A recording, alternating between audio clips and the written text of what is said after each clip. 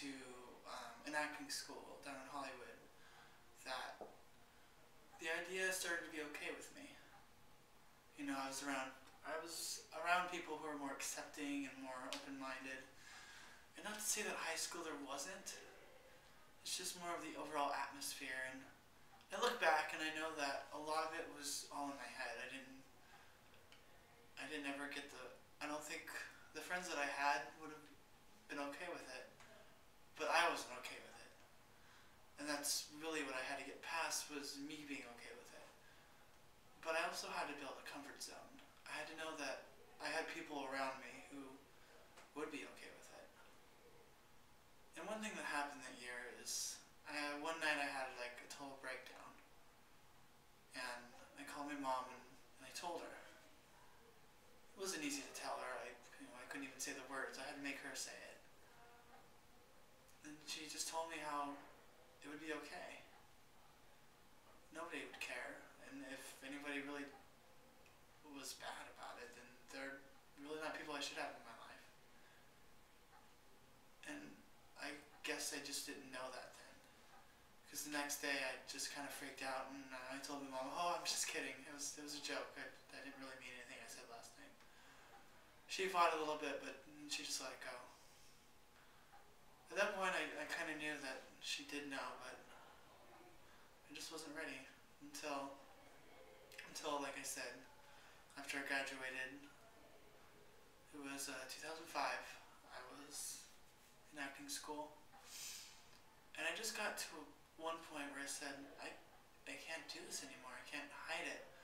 I was actually at the point where I wanted to start maybe trying to date, trying to meet guys to do something. So I knew I had somewhat accepted myself.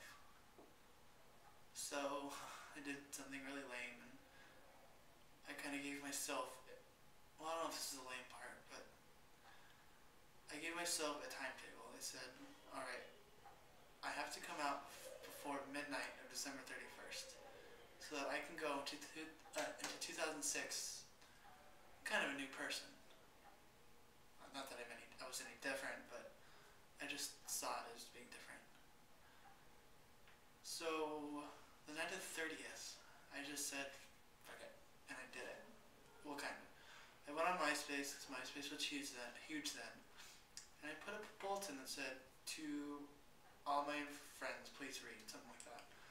And I just put a whole explanation how I was gay and it's been hard for me to accept it, and basically what I said was, if you can't accept me for who I am, then you're just not my friend.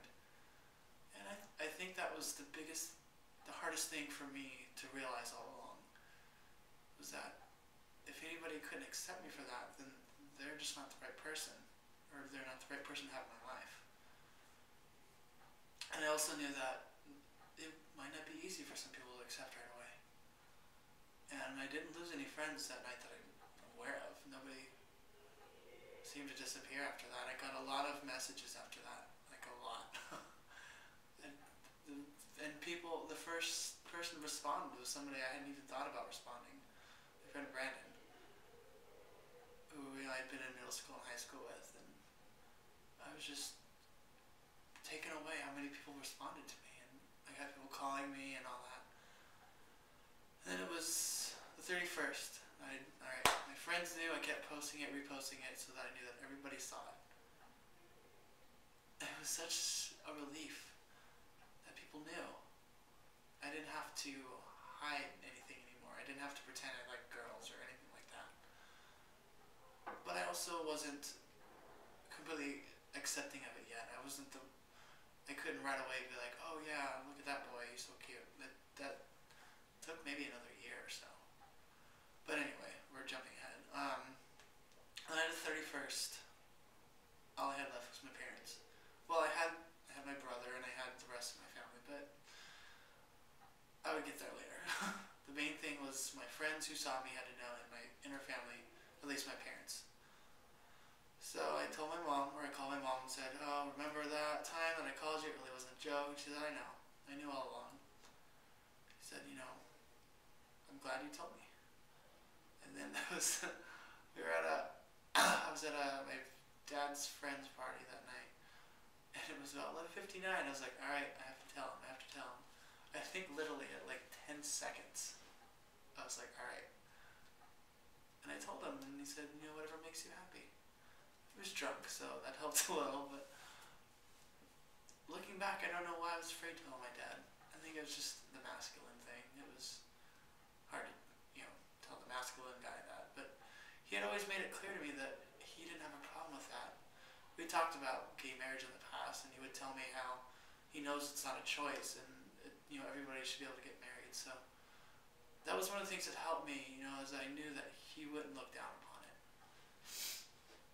After coming out, I felt better, but I didn't feel completely better because I just still wasn't accepting of flaunting it around. Having rainbow flags and being really obvious in public, talking about guys. It was still weird to me. It wasn't until about 2007 that I met, I started meeting people at ABC and becoming involved with theater and all that I got more comfortable with it. And it really just, everything after coming out has taken a time. It took me a long time to date. It took me a long time to get a boyfriend. It took me a long time to be able to come to a group like this. And really the biggest thing was Prop 8, is that towards the end I started getting angry, and I just decided, what, I'm going to go up to a rally and check it out. And I went, and just being there, feeling the positive energy around me, it was exhilarating, and I could finally be who I was, and I didn't have to worry about them judging me for what I was doing or who I was. So after that, the next big thing with accepting myself was doing a play at the college that I'd written about a teenager going through coming out. And the scariest thing for me was the fact that everyone in the audience knew that I wrote the play. So obviously they're going to assume I'm gay.